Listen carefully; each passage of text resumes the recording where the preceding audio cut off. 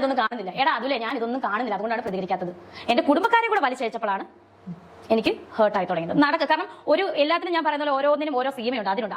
എല്ലാവർക്കും നമസ്കാരം. ഈ വീഡിയോ കാണുന്ന നിങ്ങൾ ഓരോരുത്തരും ആദ്യം ഒരു കാര്യം മനസ്സിലാക്കുക. എനിക്ക് എന്തെങ്കിലും സംഭവിച്ചു കഴിഞ്ഞാൽ, ഒരു ദിവസം സുപ്രഭാതത്തിൽ ഞാൻ വീഡിയോ ഇടാതാകുന്നു, എന്നെ കുറച്ച് ദിവസമായിട്ട് കാണാതാകുന്നു, അങ്ങനെ എനിക്ക് എന്തെങ്കിലും സംഭവിച്ചെന്ന് അറിഞ്ഞു കഴിഞ്ഞാൽ നിങ്ങൾ മനസ്സിലാക്കുക, ഇതിനെല്ലാം ഒരു പൂർണ്ണ ഉത്തരവാദി തങ്കച്ചൻ എന്ന് പറയുന്ന ഒരു വ്യക്തിയാണ്. Thankachan PG. I think it's Renu's father എന്നാണ് ഞാൻ മനസ്സിലാക്കുന്നത്. ഇത് ഫേക്ക് പ്രൊഫൈൽ ആണെന്ന് എനിക്ക് തോന്നുന്നില്ല. ഇനി നീ അധികം രേണുവിനെ പറയുമെന്ന് തോന്നുന്നില്ല എന്ന് പറഞ്ഞുകൊണ്ട് ഒരു ഭീഷണി കമന്റാണ് എന്റെ കമന്റ് ബോക്സിൽ ഇട്ടിട്ടുള്ള. ഞാൻ രേണുവിന് എതിരെ ഒരുപാട് വീഡിയോസ് ചെയ്തിട്ടുണ്ട്, അത് സപ്പോർട്ട് ചെയ്തും വിമർശിച്ചും ചെയ്തിട്ടുണ്ട്. അതെന്റെ വിമർശന റൈറ്റ്സ് എന്ന് പറയുന്ന സാധനത്തിനുള്ളിൽ നിന്ന് തന്നെയാണ് ചെയ്തിട്ടുള്ളത്. പക്ഷെ ഇവിടെ രേണുവിന്റെ അച്ഛന്റെ പേര് വെച്ചിട്ടുള്ള ഒരു അക്കൗണ്ടിൽ നിന്നും എനിക്ക് ഇങ്ങനെ ഒരു ഭീഷണി കമന്റ് വന്നിട്ടുണ്ട്. അതുകൊണ്ട് തന്നെ നിങ്ങൾ ഉറപ്പായിട്ട് മനസ്സിലാക്കുക, എനിക്ക് എന്തെങ്കിലും സംഭവിച്ചു കഴിഞ്ഞാൽ അതിന്റെ പൂർണ്ണ ഉത്തരവാദി ഈ ഒരു വ്യക്തിയായിരിക്കും. ഞാൻ ഈ വ്യക്തിയൊന്നും ഒരിക്കലും മോശമായിട്ടൊന്നും പറഞ്ഞിട്ടില്ല. പക്ഷെ ഇവർ വന്നിട്ട് ഇങ്ങനെയാണ് എനിക്കെതിരെ സംസാരിക്കുന്നത്. അതുകൊണ്ട് നിങ്ങൾ എല്ലാവരും നോട്ട് ചെയ്യുക ഈ കേസ്. എനിക്ക് എന്തെങ്കിലും സംഭവിച്ചു കഴിഞ്ഞാൽ ഈ വ്യക്തിയായിരിക്കും ഇതിന്റെ പൂർണ്ണ ഉത്തരവാദി. അപ്പൊ നമുക്ക് നേരെ വിഷയത്തിലോട്ട് വരാം. ഇന്നലെ ഞാൻ രേണുവിന്റെ ഒരു ഇന്റർവ്യൂ കണ്ടിട്ടുണ്ടായിരുന്നു, ഫെയിം സ്റ്റെപ്സിലാണ്. ആ ഇന്റർവ്യൂ കണ്ട സമയത്ത് കുറെ കാര്യങ്ങൾ രേണു പറയുന്നുണ്ട്. പക്ഷെ എനിക്ക് അതിൽ ഒന്നുപോലും യോജിപ്പില്ല. അതിന്റെ റീസൺ ഞാൻ പറഞ്ഞു തരാം. ഞാനായിട്ടന്നല്ല ഇവിടെ ഒന്നും കൊണ്ട് ഇട്ടിട്ടുള്ളത്. ഞാൻ ആ ബിഷപ്പിന്റെ കേസ് മാത്രമാണ്, അതും ഈ തട്ടിപ്പ് നടത്തിയെന്നോ നിങ്ങളാണ് കോടികൾ തട്ടിക്കൊണ്ടുപോയെന്നൊന്നും അല്ല ഞാൻ പറഞ്ഞ. നിങ്ങൾ പൊയ്ക്കൊണ്ടിരുന്ന പള്ളിയിലുള്ള ആ ബിഷപ്പ് വ്യാജ ബിഷപ്പാണ്. അതുപോലെ ആ ബിഷപ്പിന്റെ കൈക്കാരനായിരുന്നു രേണുവിന്റെ അച്ഛൻ എന്ന് പറഞ്ഞ് തട്ടിപ്പ് നടത്തിയെന്നല്ല പറഞ്ഞത്. അത് മനസ്സിലാക്കാനുള്ള ബോധമില്ലാത്തത് എന്റെ തെറ്റല്ല. സീരിയസ്ലി ഞാൻ പറയാം, അത് എന്റെ തെറ്റല്ല. അങ്ങനെ കാര്യങ്ങൾ എക്സ്പോസ് ചെയ്ത് സൊസൈറ്റിയിൽ നടക്കുന്ന കാര്യങ്ങൾ സംസാരിച്ചതാണ് ഞാൻ. അതിന് പോയിട്ട് നിങ്ങൾക്ക് അതങ്ങ് പൊള്ളണമെങ്കിൽ പിന്നെ എന്താണ് ഞാൻ ചിന്തിക്കേണ്ടത്, എന്താണ് ഞാൻ മനസ്സിലാക്കേണ്ടത്? നിങ്ങൾക്ക് ആ കേസ് അങ്ങ് പൊള്ളി. ഇത്രയും പേര് നിങ്ങൾക്കെതിരെ വീഡിയോ ചെയ്തിട്ട് മാർക്കുമെതിരെ പരാതി കൊടുക്കാതെ എനിക്കെതിരെ മാത്രം കൊടുത്തപ്പോൾ തന്നെ എനിക്ക് അതിന്റെ റൂട്ട് അങ്ങോട്ട് പിടികിട്ടിയായിരുന്നു. അത് തന്നെയാണ് ഇതിന്റെ റൂട്ട് വശവും. അതവിടെ നിൽക്കട്ടെ. ഇനി രേണുവിന്റെ ഒരു വീഡിയോ ഞാൻ കണ്ടിട്ടുണ്ട്. ആദ്യം ഫെയിം സ്റ്റെപ്പിൽ ഇന്റർവ്യൂവിന് മുന്നേ ഒരു ക്ലിപ്പ് ഞാൻ കൊടുക്കുക, വേറെ ഏതോ ചാനലിലെ ഇന്റർവ്യൂ. ഇതാണ് രേണുവിന്റെ ഏറ്റവും വലിയ പ്രശ്നം. പ്രശ്നം എന്താണെന്ന് ചോദിച്ചു കഴിഞ്ഞാൽ ഇപ്പൊ ചൂണ്ടി കറക്റ്റ് ആയിട്ട് പറഞ്ഞുതരാം. 1990 ആ ഒരു കാലഘട്ടത്തിൽ ജനിച്ച ആളാണ് ഞാൻ. എനിക്കങ്ങനെ 40 വയസ്സാകുന്നത്. നിങ്ങൾ ഈ പറഞ്ഞ മാമ എന്റെ വീട്ടിൽ പറഞ്ഞ ഞാൻ ആധാർ കാർഡ് കാണും. എന്റെ വയസ്സൊക്കെ ഇവർക്ക് എന്തെങ്കിലാണേ 40 വയസ്സുണ്ട്. എനിക്ക് 40 അല്ല, ഈ വയസ്സിന്റെ കാര്യം പറയുമ്പം 1991, 92 ഈ കാലഘട്ടത്തിലാണ് ഞാൻ ജനിച്ചതെന്ന് അതിന് കൃത്യമായൊരു വർഷമില്ലേ? സാധാരണ എന്റെ അടുത്ത് എത്ര വയസ്സെന്ന് ചോദിച്ചു കഴിഞ്ഞാൽ എന്റെ ഏജ് ഞാൻ പറയും. അല്ലാണ്ട് ഞാൻ ഈ 95, 96, 97, 98, 2000 ഇതിന്റെ അകത്ത് ജനിച്ചെന്ന് ഒരിക്കലും പറയത്തില്ല. ഏജേ പറയത്തുള്ളൂ. അല്ലെങ്കിൽ തന്നെ 40 വയസ്സായെന്ന് പറഞ്ഞു കഴിഞ്ഞാൽ എന്താണ് പ്രശ്നം? അല്ല, എന്താണ് പ്രശ്നം? എന്തെങ്കിലും നഷ്ടപ്പെട്ടു പോവോ, കൊഴിഞ്ഞു പോവോ? ഒന്നും സംഭവിക്കാൻ പോകുന്നില്ല. നമ്മുടെ ഏജ് നമ്മൾ കൃത്യമായിട്ട് പറഞ്ഞാൽ എന്താണ് പ്രശ്നം? ഒന്നും സംഭവിക്കാൻ പോകുന്നില്ല. അതുകൊണ്ട് ഞാൻ ഒരു കാര്യം ഇപ്പോഴേ പറയാം. രേണുവിന്റെ ഈ ഉരുണ്ട് കളിയാണ് ഇത്രയും കയറി പോയിട്ടുള്ളത്.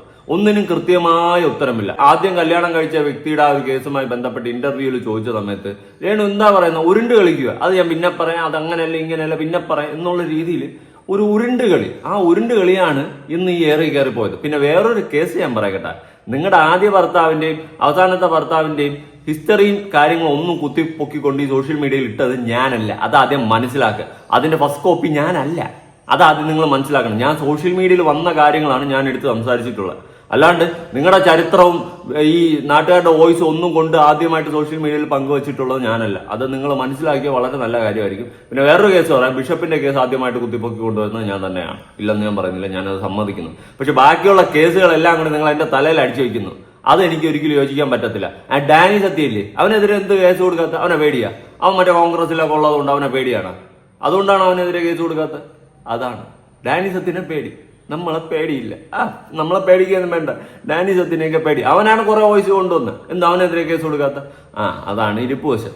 അതുകൊണ്ടാണ് ഞാൻ പറഞ്ഞത്, നിങ്ങൾ ചെയ്യുന്ന കാര്യങ്ങൾ വളരെ ഫ്ലോപ്പാണ്. ഈ വോയിസ് ഒന്നും ആദ്യമായിട്ട് കൊണ്ട് സോഷ്യൽ മീഡിയയിൽ ഇട്ടത് ഞാനല്ല. പിന്നെ സുധിയുടെ രണ്ടാമത്തെ ഭാര്യ വീണ എന്ന് പറഞ്ഞ് അവര് രംഗത്ത് വന്നു. അപ്പൊ നിങ്ങളടുത്ത് ചോദിച്ചപ്പോൾ നിങ്ങൾക്ക് വീണ അറിയത്തില്ല. ഓക്കെ, അറിയണ്ട. എന്നാൽ നിങ്ങൾ പറയുന്ന കാര്യങ്ങൾ ഒരിക്കലും അവർക്കും ഫീൽ ആവുന്ന രീതിയിലുള്ള കാര്യങ്ങളായിരുന്നു. അങ്ങനെയാണ് അവർ കൊണ്ട് കേസ് കൊടുത്തിട്ടുള്ളത്. അങ്ങനെ മൊത്തത്തിൽ ലൂപ്പ് ഇങ്ങനെ അടിച്ച് പിഴിഞ്ഞ് കുഴഞ്ഞ് കഴിഞ്ഞ് കിഴിഞ്ഞാണ് കിടക്കുന്ന ഒരു വല്ലാത്ത അവസ്ഥയാണ്. ഡാനി സത്യ അവന്റെ ചാനലിൽ ഒരു വീഡിയോ ഇട്ടിട്ടുണ്ട് കേട്ടോ. ഞാനത് കണ്ടായിരുന്നു. എന്തൊക്കെയോ പറയുന്നുണ്ട് കാര്യമായിട്ട്. അങ്ങനെ കുറെ സംഭവങ്ങളൊക്കെ നടപ്പുണ്ട്. എന്തായാലും ഫെയിം സ്റ്റെപ്പിലെ ഇന്റർവ്യൂവിലോട്ട് നമുക്കൊന്ന് ഓടിച്ചു പോകാം. ഈ അതുൽ വ്ളോഗർ എന്ന് പറയുന്ന അവൻ എന്ന് തൊട്ട് തുടങ്ങിയതാണെന്നറിയോ? രാവിലെ ഉച്ചവട്ട് ഞാൻ പറഞ്ഞ ടാബ്ലറ്റ് കഴിക്കുന്ന പോലാണ് ഇവൻ ഈ വീഡിയോസ് ഇടുന്നത്. അതും എന്റെ പേഴ്സണൽ ലൈഫ്. ഓക്കെ, നിങ്ങളുടെ പേഴ്സണൽ ലൈഫിനെ ടാബ്ലറ്റ് കഴിക്കുന്നത് പോലെയാണ് വീഡിയോ ഇടുന്നതെന്ന് നിങ്ങൾ പറയുന്നുണ്ട്. നിങ്ങൾ ടാബ്ലറ്റ് കഴിക്കുന്നത് പോലെയല്ലേ ഓൺലൈൻ മീഡിയാസിനെയും വിളിച്ചു കൂട്ടി ഇന്റർവ്യൂവും കൊടുത്തുകൊണ്ട് നടക്കുന്നത്? അതിനെ പറ്റിയിട്ട് ഞാൻ എന്തെങ്കിലും പറഞ്ഞു ഇല്ല.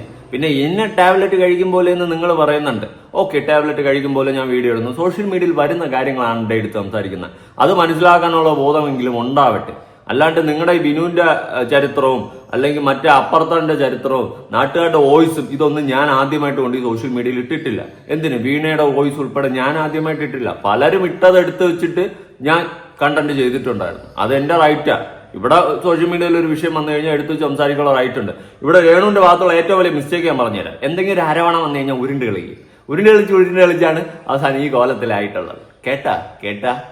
കേട്ടുകൊണ്ടേയിരിക്കും. അത് നമ്മളെ പറ്റി ഒരുപാട് പേര് റിയാക്ഷൻസ് വീഡിയോസ് വ്ളോഗേഴ്സ് അല്ല, അവർ ആവിഷ്കാര സ്വാതന്ത്ര്യം അവർ ചെയ്തോട്ടെ, അത് നമുക്ക് വിഷയമല്ല.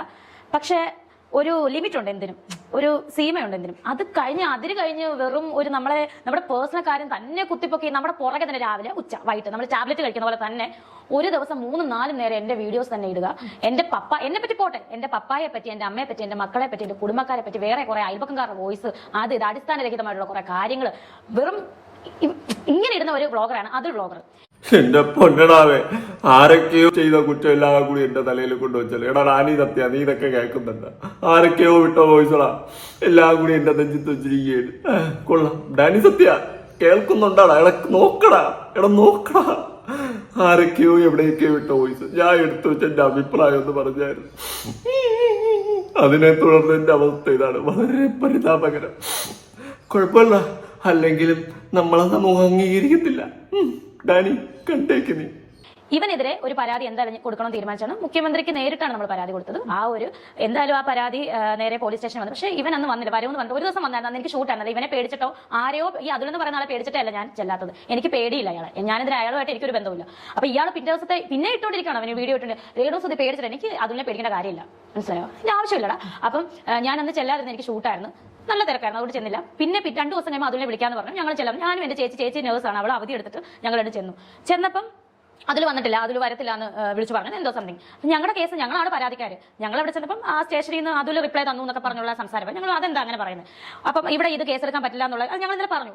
ഇതായി ആദ്യം അങ്ങനെ പറഞ്ഞെങ്കിലും ഞങ്ങൾ ഇന്നലെ ഇറങ്ങിപ്പോയപ്പോൾ മീഡിയാസിന്റെ മുന്നിൽ കാര്യം പറഞ്ഞു. പക്ഷെ അന്നേരം തന്നെ നല്ല കുറെ നേതാക്കന്മാരും നല്ല കുറെ പോലീസ് ഉദ്യോഗസ്ഥന്മാരും എല്ലാം കൂടെ ഡിവൈഎസ്പി തോമസ് സാറിന്റെ അടുത്തോട്ട് വിളിപ്പിക്കുകയും നമ്മൾ അവിടെ ചെന്ന കേസ് വീണ്ടും പരാതി കൊടുക്കുകയും ചെയ്തു. അതിന് ഇപ്പൊ എന്തായാലും നടപടികൾ ആയിട്ടുണ്ട്, അതിന്റെ രീതിയിൽ നടക്കുന്നുണ്ട്. ഇപ്പൊ കൂടുതൽ നമുക്ക് ഡീറ്റെയിൽ കേസിനെ പറ്റി പുറത്തുവിടാൻ പറ്റില്ല, കാരണം കേസ് നടന്നുകൊണ്ടിരിക്കുകയാണ്.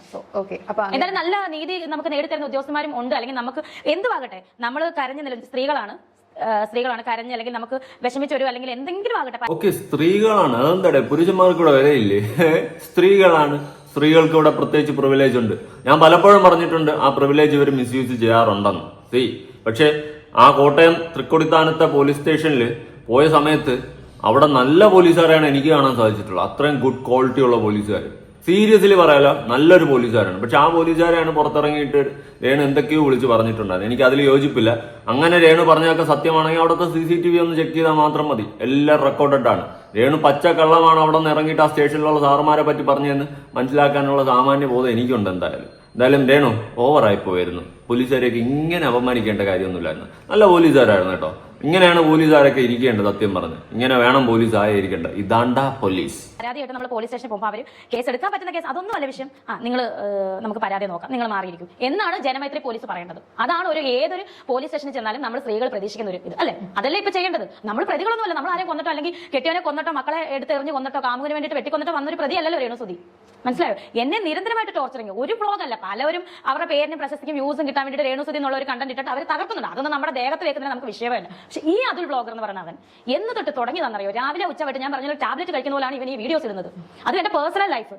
ഞാനോ അല്ലെങ്കിൽ എന്റെ ഹസ്ബൻഡോ അല്ലെങ്കിൽ എന്റെ മുന്നേ ഉള്ള ജീവിതത്തിൽ ആരെങ്കിലും ആകട്ടെ, അവരോ പറയാൻ ആഗ്രഹിക്കാത്ത ലൈഫ് എടുത്ത് ഇവൻ ചെന്ന് ആ അയൽപക്കംകാരുടെ അടുത്ത് ചെന്ന് ചോദിക്കും, കുറെ വോയിസ് വിട്ട്. ഇവൻ എന്താണ്? ഞാൻ ചോദിക്കട്ടെ, ഇവൻ CBI ആണോ എന്റെ പുറകെ വരെ?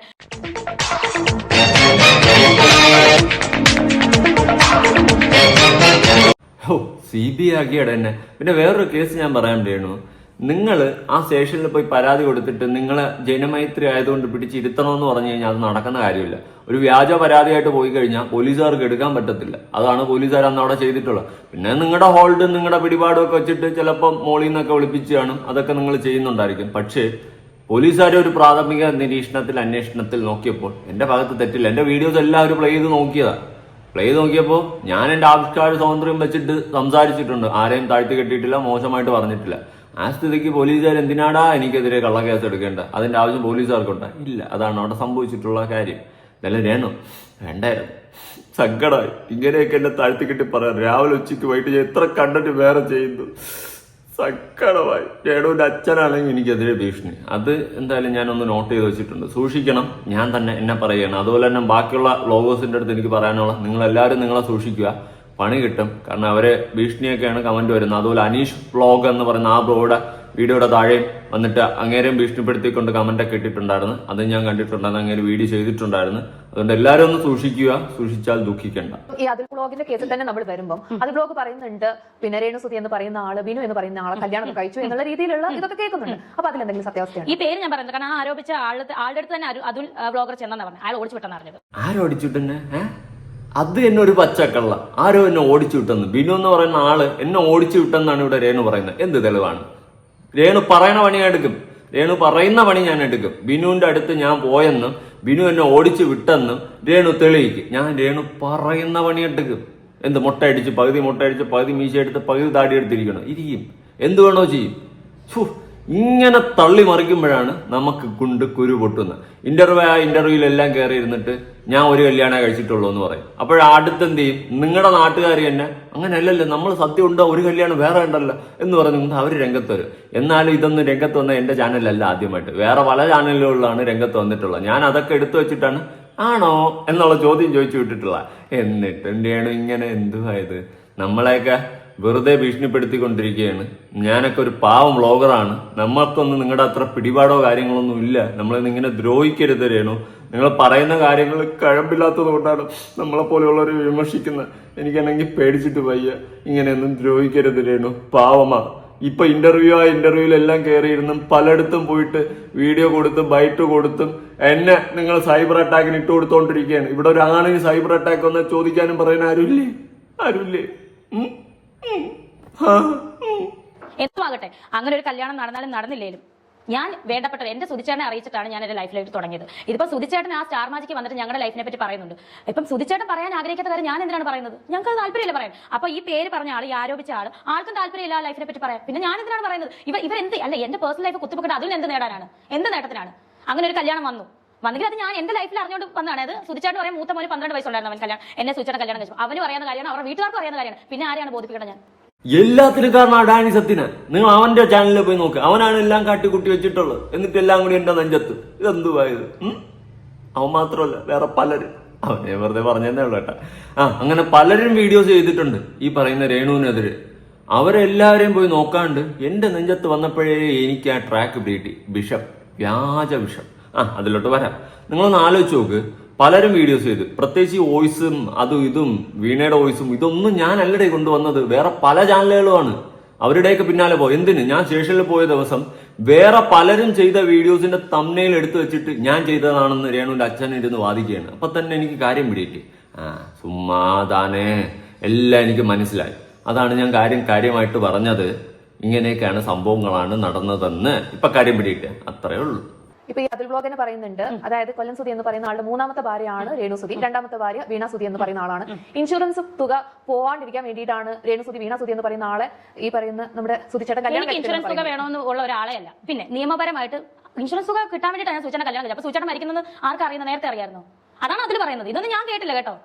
ഇതൊന്നും ഞാനും കേട്ടില്ല. ഇൻഷുറൻസ് തുകയ്ക്ക് വേണ്ടിയിട്ടാണ് സുധിയെ കല്യാണം കഴിച്ചത് രേണു എന്ന് ഞാൻ എവിടെ പറഞ്ഞു? ഞാൻ ഇതൊന്നും കണ്ടില്ല. ദൈവമേ, ഞാൻ കാണാതെ ഇനി എന്റെ ചാനലിൽ വേറെ വല്ല അപ്ലോഡ് ആവുന്നുണ്ട്. സുഹൃത്തുക്കളെ, നിങ്ങൾ അങ്ങനെ വല്ല കണ്ട? ഞാൻ അങ്ങനെ വല്ല പറയണത് ഞാൻ പോലും കണ്ടില്ല. ഞാൻ പോലും കാണാത്ത കാര്യങ്ങളൊക്കെ നിങ്ങളൊക്കെ കാണുന്നു. What A fantastic. ഇൻഷുറൻസ് തുക ഞാൻ അങ്ങനെയൊന്നും പറഞ്ഞില്ല കേട്ടോ. പക്ഷെ എന്റെ പൊന്നടാ, ഇത് എന്തെടാ ഈ ചരിത്രത്തിൽ നടക്കുന്നത്? ഇതൊരു ചരിത്രപരമായ കാര്യമായി മാറുമെന്നാണ് തോന്നുന്നത്. പോട്ടെ. ഇന്ത്യൻ ആക്ട് പ്രകാരം, സ്പെഷ്യൽ ആക്ട് പ്രകാരം വിവാഹം കഴിച്ചാണ് സുധിച്ചേട്ടൻ തന്നെ. ആ ഒരു സർട്ടിഫിക്കറ്റ് എന്റെ കയ്യിലുള്ളപ്പോൾ ഞാൻ എന്തിനാണ് പേടിക്കുന്നത്? ഈ ഒരു പീറ അതിലെന്ന് പറയുന്ന ഈ വൃത്തികെട്ട ഇവൻ എന്നെ പറ്റി പറയുന്നത് കേട്ട് ഞാൻ എന്തിനാണ് ഭയക്കുന്നത്? അത്രയും വേണ്ടായിരുന്നു, വൃത്തികെട്ടവനാക്കിയില്ല എന്നെ. രേണു വേണ്ടായിരുന്നു. ഒന്നുമില്ലെങ്കിൽ രേണുവിനേക്കാളൊക്കെ പ്രായത്തിൽ ഒരുപാട് താഴെയുള്ള ഒരു വ്യക്തിയാണ് ഞാൻ. എന്നെ വൃത്തികെട്ടവനെന്നൊക്കെ ഇങ്ങനെ പബ്ലിക്കലി ഒന്ന് പറയണ്ടായിരുന്നു. മോശമായിപ്പോയി. വിഷമായി. കുഴപ്പമില്ല, നമ്മളിതൊക്കെ കേൾക്കാൻ ഇനിയും ജീവിതം ബാക്കി. പോട്ടെ. ബിഷപ്പിന്റെ ഒരു കേസാണ്. ഈ ബിഷപ്പ് പല തട്ടിപ്പുകളിലും പ്രതിയാണ്. അപ്പം രേണു ആണെങ്കിൽ തന്നെ ഒരു വീഡിയോ ചെയ്തിട്ടുണ്ടായിരുന്നു, എന്റെ മകന് വേണ്ടിയിട്ട് കുറെ ബാഗൊക്കെ തന്നിട്ടുണ്ടായിരുന്നത് ബിഷപ്പാണെന്നുള്ളത്. അപ്പം അങ്ങനെ ഒരാളെ പ്രൊമോട്ട് ചെയ്യേണ്ട ആവശ്യം എന്തായിരുന്നു? പറയാം. എടാ, ഈ ബിഷപ്പ് തട്ടിപ്പാണെന്ന് എനിക്കറിയായിരുന്നു. ബിഷപ്പ് തട്ടിപ്പ്, അയ്യോ ഇയാൾ തട്ടിപ്പ് ചെയ്യും എന്നുള്ളത് ഞാൻ മുൻകൂട്ടി കാണാൻ ഞാൻ ജ്യോതിഷനല്ല. ഈ ബിഷപ്പ് എന്ന് പറയുന്ന ആളെ പരിചയപ്പെട്ടത് തന്നെ സുധിച്ചേട്ടൻ മുഖാന്തരമാണ്. സുധിച്ചേട്ടന്റെ ശവസംസ്കാര ശുശ്രൂഷ ചെയ്ത ബിഷപ്പാണ്. അന്നൊന്നും ഇയാൾ തട്ടിപ്പാണെന്ന് ഞങ്ങൾക്ക് അറിയത്തില്ല. ഞങ്ങൾ ആ ചർച്ചിലാണ് പൊക്കോണ്ടിരുന്നത്. മനസ്സിലായോ? അപ്പം ഈ ഒരു ബാഗും ബുക്കും കൂടെ ഞാൻ ഷൂട്ട് കഴിഞ്ഞ് വന്നപ്പോൾ ഈ പള്ളിക്കാർ കൊണ്ട് ബാഗും ബുക്കും കൂടെയും കൊടുത്ത് എന്റെ സന്തോഷത്തിൽ ഞാൻ പറഞ്ഞു. അതിന്റെ പിറ്റേ ഒരാഴ്ചയാണ് ബിഷപ്പിനെ പോലീസ് പിടിക്കുന്നത്. ഞാൻ അറിഞ്ഞുകൊണ്ടാണോ? അല്ലെങ്കിൽ ബിഷപ്പിനെ പോലീസ് പിടിച്ചിട്ടാണോ ഞാൻ ആ വീഡിയോ ഇറക്കിയത്? ഇതൊക്കെ എന്തിനാ ഇതൊക്കെ എന്റെ കാര്യത്തിൽ ഇടപെടുന്നത്? എനിക്കറിയത്തില്ല. ബിഷപ്പ് അങ്ങനെ ചെയ്യുന്നത് എന്റെ തന്തയാണോ ബിഷപ്പ്? ഇവൻ എന്നെ പറയാൻ വേണ്ടിയിട്ട് തട്ടിപ്പ് നടത്തുന്നത് എന്റെ തന്തയാണോ ബിഷപ്പ്? അല്ലല്ലോ. ബിഷപ്പിന്റെ വൈഫിനും മക്കൾക്കും ആർക്കും ഇല്ല പ്രശ്നം, ഇവനാണല്ലോ ഈ പ്രശ്നം. ഓ പിന്നെ ബിഷപ്പിന്റെ വൈഫിനും മകൾക്കും ആർക്കും പ്രശ്നമില്ല. എന്തുകൊണ്ടാ? കോടികളെല്ലാം തട്ടിയെടുത്ത് നല്ലപോലെ ജീവിക്കുന്നില്ലേ, അതുകൊണ്ട് അവർക്ക് ആർക്കും പ്രശ്നമില്ല. പ്രശ്നം എനിക്കാണെന്നല്ലേ? കോടികൾ തട്ടിപ്പ് നടത്തിയ ഒരു തന്നെ ഞാൻ പൊളിച്ചടിക്ക് പുറത്തു കൊണ്ടുവന്നപ്പം പ്രശ്നം എനിക്കാണെന്നല്ലേ? ഈ ഒരു ബിഷപ്പിന്റെ കേസ് ഞാൻ പറയാം. 2013 ബിഷപ്പിൽ നിന്നും പാസ്റ്റർ ചമഞ്ഞ് 10 ലക്ഷം തട്ടിയെടുത്ത് 2013 നടന്ന കേസാണ്. അന്ന് മുതലേ ഇവന്റെ പേരിൽ കേസായിട്ട് വരെയാണ്. അവസാനം വന്നിരുന്ന് ഇവിടെ ഇരുന്നും കൊണ്ട് എന്തോ കാട്ടാപ്പിള് കാട്ടി. പിന്നെ ഞാൻ അവിടെ ചോദിച്ചു, വേറൊരു ജെനുവിൻ ചോദ്യമല്ലേ, ഹിന്ദുവായ കൊല്ലം സുധിയെ, മാമോദിസ പോലും മുങ്ങാത്ത ഒരു വ്യക്തിയെ എങ്ങനെ ക്രിസ്ത്യൻ ആചാരപ്രകാരം അടക്കി? ഇതൊരു ജെനുവിൻ ക്വസ്റ്റ്യൻ അല്ലേ? ക്രിസ്ത്യൻസ് ആയിട്ടുള്ള ആൾക്കാരൊന്ന് പറഞ്ഞാണ്, ദയവ് ചെയ്തിട്ട് നിങ്ങളുടെ അഭിപ്രായം ഒന്ന് താഴെ കമന്റ്. ഒരു ഹിന്ദുവായ വ്യക്തിയെ എങ്ങനെ ക്രിസ്ത്യൻ ആചാരപ്രകാരം മാമോദിസ പോലും മുങ്ങാത്ത ആളെ അടക്കം ചെയ്യാൻ പറ്റും? ഇതെന്റെ ജെനുവിൻ ചോദ്യമല്ലേ? അത്രയല്ലേ ഉള്ളൂ. അത് ഞാൻ ചോദിച്ചു. അതെന്താ ചോദിക്കാൻ പാടില്ലേ? ജെനുവിൻ ക്വസ്റ്റ്യനാ. എങ്ങനെ അടക്കം ചെയ്തു? പിന്നെ നിങ്ങൾ അവരെ കൂടെ നടന്ന് കോടികൾ തട്ടിപ്പ് നടത്തിയെന്നൊന്നും ഞാൻ ഒരിടം പറഞ്ഞിട്ടില്ല. പക്ഷെ നിങ്ങളുടെ കൂടെ ഉണ്ടായിരുന്ന ആ ബിഷപ്പ് തട്ടിപ്പുകാരനാണെന്നും ആ ബിഷപ്പിനെയാണ് ഞാൻ വലിച്ചു കീറി ഒട്ടിച്ചിട്ടുള്ളത്. അതിന് രേണുവിന് എന്തിനു പൊള്ളണം? അപ്പൊ പൊള്ളണമെങ്കിൽ എന്തെങ്കിലും കാര്യം കാണൂലേ? ആ കാര്യം ഉണ്ടെങ്കിൽ അങ്ങ് പുറത്ത് തുറന്നു പറഞ്ഞ വിഷയം തീർന്നില്ല. പിന്നെ രേണുവിന്റെ അച്ഛൻ കൈക്കാരനായിരുന്നെന്ന് പറഞ്ഞു, അതുള്ള കാര്യമില്ല. എന്ന് വെച്ചിട്ട് കൈക്കാരനായിട്ട് ഇരുന്നും കൊണ്ട് കോടികൾ തട്ടിപ്പ് നടത്തിയെന്ന് ഞാൻ പറഞ്ഞ ഇല്ല. അതാണ്. അപ്പൊ നിങ്ങൾ തന്നെ എന്തൊക്കെയോ ഞാൻ പുറത്ത് കൊണ്ടുവരും എന്നുള്ളൊരു പേടിയിൽ എവിടേക്കോ കുറച്ച് തട്ടലും മുട്ടലും ഒക്കെ തട്ടി പേടിയായി അങ്ങനെ ഇവന്റെ വായിനെ അടപ്പിച്ചേ പറ്റത്തുള്ളൂ എന്ന് പറഞ്ഞുകൊണ്ട് കേസ് കൊടുത്തത്. അത് എനിക്ക് മനസ്സിലായി. അത് മനസ്സിലാക്കാനുള്ള സാമാന്യ ബോധം എനിക്കുണ്ട്. എന്റെ ഭർത്താവിന്റെ ഭൗതിക ശരീരം ആ പള്ളിയുടെ സെമിത്തേരിയിലാണ് അടക്കിയത്. സോ അവിടെ പോയായിരിക്കാൻ പറ്റത്തില്ല. പക്ഷെ ഇപ്പൊ ആ തട്ടിപ്പ് എന്തുവാകട്ടെ കേസ് നമുക്ക് അതിന്റെ ഡീറ്റെയിൽ ഒന്നും അറിയത്തില്ല. നമുക്ക് ആളെ ബിഷപ്പായിട്ട് അറിയത്തുള്ളായിരുന്നു. പിന്നെ തട്ടിപ്പായി പ്രശ്നമായി അറസ്റ്റ് ചെയ്തെന്ന് അറിഞ്ഞതിൽ പിന്നെ ഞങ്ങൾ ആ ചർച്ചിൽ പോയിട്ടില്ല. ഞങ്ങളുടെ പഴയ ചർച്ചിലാണ് ഞങ്ങൾ ഇപ്പൊ പോകുന്നത്. ഓഹോ, ഇപ്പം പോവില്ല. എങ്ങനെ പോവും? അറസ്റ്റ് ചെയ്ത് കഴിഞ്ഞാൽ പിന്നെ അവനെ അവിടെ പള്ളിയിലല്ലോ, പിന്നെ ഇനി പഴയ പള്ളിയിലല്ലേ പോകാൻ പറ്റത്തുള്ളൂ. ആയിക്കോട്ടെ. പക്ഷേ നിങ്ങൾ ഒരു കാര്യം മനസ്സിലാക്കുക, എന്നെ നിങ്ങൾ പൂട്ടിക്കെട്ടാൻ ശ്രമിച്ചാലും പൂട്ടിക്കെട്ടിയാലും ജയിലിലാക്കിയാലും ജീവപര്യന്തം ആക്കിയാലും ഒരു കാര്യം മനസ്സിലാക്കുക, സത്യം പുറത്തു വരും. കുത്തിപ്പൊങ്ങേണ്ടൊക്കെ കുത്തിപ്പൊങ്ങും. അത് ഞാനല്ല ഇവിടെ ഒന്ന് കുത്തിപ്പൊക്കുന്നത്. അത് ആദ്യം മനസ്സിലാക്കി. ബിഷപ്പിന്റെ കേസ് മാത്രമേ ഞാനുള്ളൂ, ബാക്കിയൊന്നും എനിക്ക് പങ്കില്ലടാ. അതല്ലടാ എനിക്ക് ഇത്രയും വിഷമം. ഏതൊക്കെയോ തമ്മിൽ കാണിച്ചിട്ട് ഞാനാണ് ചെയ്തതെന്ന് പറഞ്ഞ് രേണുവിന്റെ അച്ഛൻ അവിടെ വാദിക്കുമ്പോൾ ഞാൻ കിളി പറഞ്ഞിരിക്കണേ, ഇതാരടാ ഈ തമ്മിൽ വെച്ചത്? എനിക്കറിഞ്ഞൂടെ. കൊല്ലം സുധി എന്ന് പറയുന്ന ആള് ക്രിസ്ത്യൻ മതം സ്വീകരിച്ചിട്ടില്ല, മാമോദിസ കാര്യങ്ങളൊന്നും നടത്തിയിട്ടില്ല. അങ്ങനെയാണ് പള്ളിയിൽ അടക്കം ചെയ്തത്. കൊല്ലം സുധിയുടെ ആഗ്രഹം എന്ന് പറയുന്നത് കൊല്ലത്ത് അടക്കം ചെയ്യണം എന്നുള്ളതായിരുന്നു. ഈ പറഞ്ഞവനെ ഇപ്പം കൊണ്ടു അവിടെ ഭൗതിക ശരീരം ഇരിപ്പുണ്ട്, അവനെ അവിടെ കൊണ്ട് അടക്കം ചെയ്യട്ടെ. അല്ലാതെ ഞാൻ എന്നെ പറയാൻ മരിച്ചിട്ട് 2 വർഷം ഇപ്പോഴാണ് വോയിസ് ഇറക്കുന്നത്. അന്ന് മരിച്ചപ്പോൾ എല്ലാവരോടും ചോദിച്ചല്ലോ എന്താ ചെയ്യണം. മൂത്ത മകൻ അവന് 18 വയസ്സുള്ളപ്പോൾ അവനോട് ചോദിച്ചപ്പോൾ അവനാണ് പറഞ്ഞത്, അല്ലെ അവൻ പറയട്ടല്ലെന്ന്, അവനാണ് പറഞ്ഞത് അച്ഛൻ അമ്മയുടെ കൂടെ പള്ളിയിൽ പോകുന്നതാണ് ഞാൻ കണ്ടിട്ടുള്ളത്. അവൻ ഉറക്കം എഴുന്നേക്കുമ്പോൾ ഞായറാഴ്ചകളിൽ അച്ഛൻ അമ്മയുടെ പള്ളിയിൽ പോകുന്നതാണ് കണ്ടിട്ടുള്ളത്. അച്ഛനെ ആ പള്ളിയിൽ അടക്കിയാൽ മതി. അവനാണ് പറഞ്ഞത്, അവനോടാണ് ചോദിച്ചത്. അന്ന് ഈ കൂട്ടുകാരൻ എവിടെയായിരുന്നു? അവന് കൊണ്ട് അടക്കാൻ വരായിരുന്നു. അല്ല, ഒരു കൊച്ചു പയ്യന്റെ അടുത്ത് ചോദിച്ചിട്ടാണോ ഈ പരിപാടിയൊക്കെ ചെയ്യുന്നത്? എനിക്ക് അറിയാൻ പാടില്ലാത്തോണ്ട് ചോദിക്കുകയാണ്. പിന്നെ വേറൊരു കേസ് ഞാൻ പറയാം. മാമോദിസ മുങ്ങാത്ത ഒരാളെ എങ്ങനെ ക്രിസ്ത്യൻ ആചാരപ്രകാരം അടക്കി? അതാണ് എന്റെ ഒരു ചോദ്യം. നൈസ് ചോദ്യമല്ലേ? ഈ ചോദ്യത്തിന് ഉത്തരം തരാണ്ട് കിടന്ന് ഉരുളുകയാണോ ചെയ്യുന്നത്? മോശം, വളരെ മോശം. ഞാൻ ഇതൊന്നും കാണുന്നില്ല. എടാ അതുലെ, ഞാൻ ഇതൊന്നും കാണുന്നില്ല. അതുകൊണ്ടാണ് പ്രതികരിക്കാത്തത്. എന്റെ കുടുംബക്കാരെ കൂടെ വലിച്ചയച്ചപ്പോഴാണ് എനിക്ക് ഹേർട്ടായി തുടങ്ങിയത്. കാരണം ഒരു എല്ലാത്തിനും ഞാൻ പറയുന്ന ഓരോന്നിനും ഓരോ സീമയുണ്ട്, അതിനുണ്ട്. അത് ലംഘിച്ചാണ് ഇവൻ ഇപ്പൊ പ്രവർത്തിക്കുന്നത്. ഓഹോ, ഞാൻ ഇതൊന്നും കാണുന്നില്ല. രേണു ഇതൊന്നും കാണുന്നില്ല. ഇതൊന്നും കാണാതെയാണോ എന്റെ പേരിൽ കൊണ്ട് കേസ് കൊടുത്തത്? അപ്പൊ വ്യാജ പരാതി ഇപ്പൊ തന്നെ നിങ്ങൾക്ക് കൺഫേം ആയില്ലേ? അതാണ് ഞാൻ പറഞ്ഞത്. ഇതൊന്നും കാണാതെയാണ് കൊണ്ടുപോയി പരാതി കൊടുക്കുന്നത്. നോക്കിയപ്പോ എന്റെ ഫോട്ടോ കണ്ട് ഇവനെതിരെ ഒരു പരാതി കൊടുക്കുക, എല്ലാം ഇവന്റെ തലയിരിക്കട്ടെ. ഏതെങ്കിലുമൊക്കെ കുറെ തമ്മിലും വീഡിയോ ഒക്കെ എടുത്തോണ്ട് പോയിട്ട് എന്റെ നെഞ്ചത്ത് വെച്ചെന്ന്. കൊള്ളാം, നല്ലതാ. ചരിത്രം ആവർത്തിക്കട്ടെ. ഇത്രയും ബോൾഡ് ആയിട്ടുള്ള അഫക്ട് ചെയ്യാത്ത രേണുസുതി വേറൊരു ഇന്റർവ്യൂവിൽ പറഞ്ഞു കേട്ടു, മക്കൾക്ക് വിഷം കൊടുത്തിട്ട് ഞാനും ചാവുന്നുള്ളത്. എന്തുകൊണ്ടാണ്? പറയാം. അത് പറയാനുള്ള കാരണം എന്നാന്ന് ചോദിച്ചാൽ ഇവരുടെ ആവശ്യം ഇതാണോ എന്നാണ് ഞാൻ ചോദിച്ചത്.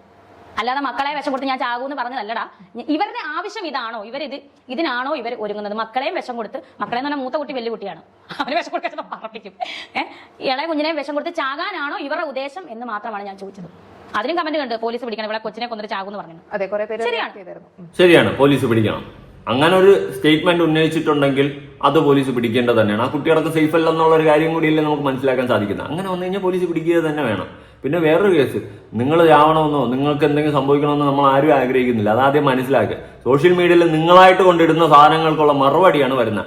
ഓരോന്ന് വന്നിരുന്ന് തള്ളുമ്പോൾ വേറെ കുറെ പേര് ഈ സാധനം പുറത്തു കൊണ്ടുവരും. അങ്ങനെയല്ല ഇങ്ങനെയാണെന്ന് പറഞ്ഞു. അപ്പൊ നമ്മളെടുത്ത് അതും ഇതും കൂടി വെച്ച് ചേർത്ത് ചർച്ച ചെയ്യും. ഇതൊക്കെയാണ് സംഭവിച്ചിട്ടുള്ളത്. സോഷ്യൽ മീഡിയയിൽ വന്നിട്ടുള്ള വിഷയങ്ങൾ തന്നെയാണ് ഞാൻ സംസാരിച്ചിട്ടുള്ളത്. ആ ബിഷപ്പിന്റെ ഒഴികെ അത് ഞാൻ കൊണ്ടുവന്നതാണ്, ഇല്ലെന്ന് ഞാൻ പറയുന്നില്ല. പക്ഷെ ബാക്കി എല്ലാം സോഷ്യൽ മീഡിയയിൽ വന്നതാണ് ഞാൻ ചർച്ച ചെയ്തിട്ടുള്ളത്. അതുകൊണ്ട് ആദ്യത്തെ ആ ഒരു ഫസ്റ്റ് കോപ്പി എവിടെയാണെന്ന് പോയി നോക്ക്, വേറെ ചാനലുകള. എന്നിട്ടാ ഞാൻ വന്നത് അത് രേണു മനസ്സിലാക്കൂ, എല്ലാവരും മനസ്സിലാക്കൂ സുഹൃത്തുക്കളെ. ഇതിനാ നമ്മുടെ ബഹുമാനപ്പെട്ട രേണുന്റെ അച്ഛൻ തങ്കച്ചൻ സാറാട്ടൊക്കെ എന്നെ ഭീഷണിപ്പെടുത്തിയിരിക്കുകയാണ്. എനിക്ക് എന്തെങ്കിലും സംഭവിച്ചു കഴിഞ്ഞാൽ, ഞാൻ ഇവിടെ ഇല്ലെന്ന് നിങ്ങൾ 2 ദിവസം അങ്ങ് കാണാതായി കഴിഞ്ഞാൽ, എനിക്ക് എന്തെങ്കിലും സംഭവിച്ചെന്ന് അറിഞ്ഞു കഴിഞ്ഞാൽ ആ വ്യക്തിയാണ് ഇതിൽ പൂർണ്ണ ഉത്തരവാദി. എന്തായാലും എനിക്ക് ഇത്രേ പറയാനുള്ളൂ. പുതിയൊരു വീഡിയോ ആയിട്ടാണ്.